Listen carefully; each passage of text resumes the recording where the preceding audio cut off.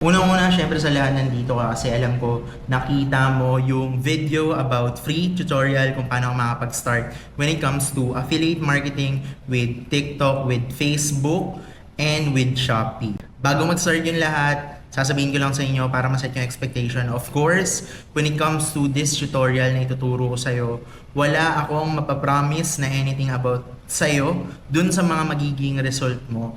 Pero of course, yung something na mapapromise ko sa'yo is ituturo ko sa'yo lahat ng nalalaman ko when it comes to affiliate marketing sa TikTok, sa Shopee, and sa Facebook. And then, it's up to you kung i-apply mo yung mga natutunan ko or hindi. And this is something na for free lang naman. So mag-start na tayo. Ano nga ba yung affiliate marketing? So yung affiliate marketing, ito yung something na magpo-promote ka, magke-create ka ng video, magke-create ka ng content, or something para mag-promote ng products and services, and then merong specific na link na ipoprovide ka.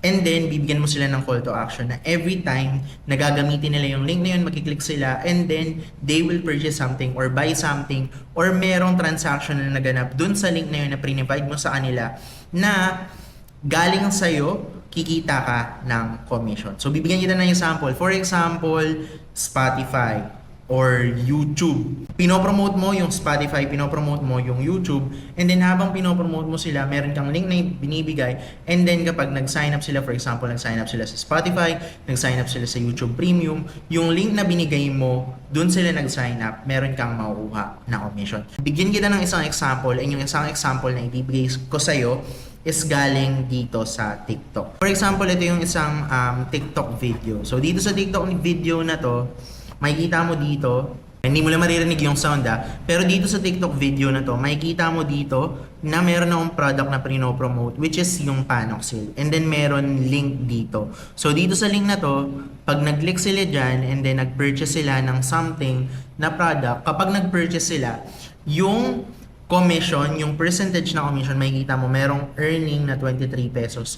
Yung percentage ng commission is mapupunta sa akin kasi doon sila bumili sa link na provide ko. Pero yung pinaka product na binili nila and then yung pinaka binayad nila, of course mapupunta yon kung sino man yung nagpapa-ship out nitong product na to. So magpo-promote ka ng product, doon sila magkiklik sa link na binigay mo, and then kapag bumili sila, merong percentage ng commission, and then yung commission na yun yung kikitain mo. Ganun yung kinagandahan sa affiliate marketing. Kinagandahan dito, hindi mo kailangan ng product, hindi mo kailangan ng services. Most of the time, pinoprovide yan ng mga brand.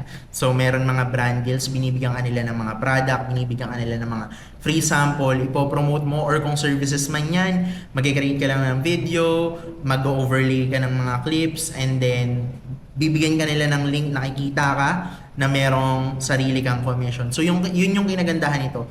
Wala siyang risk, hindi mo kailangan mag-invest, kailangan mo lang magbigay ng time sa pag-create ng video, and then pagpo-promote ng products or services, and every time na may mag-click ng link sa'yo, dun ka naman kikita. Kung di ka pa naka-join sa WhatsApp channel tsaka sa WhatsApp community na affiliate marketing community na binibuild ko, yan, scan mo lang yung QR code dito. Hindi ko alam kung dito ko nilagay or dito ko nilagay.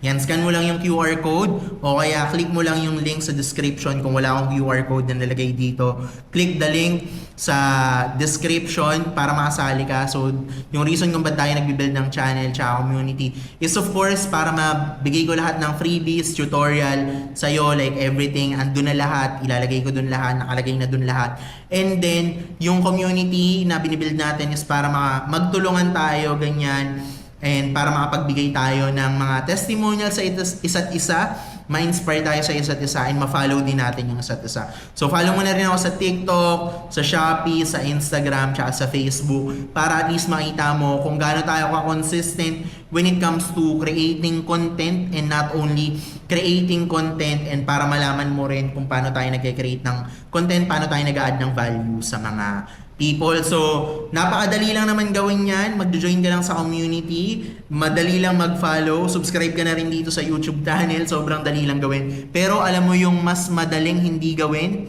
I mean, mas madaling hindi gawin. pala. Alam mo yung mas madali ang hindi gawin. So, madali lang mag-join sa channel, madali lang mag-join sa community, madali lang mag-follow. Pero mas madali yung hindi gawin. So, wag tayong tamad. Ayan, support natin yung isa't isa. Maging positive tayo dito sa community na to. So, yun lang naman. Thank you so much.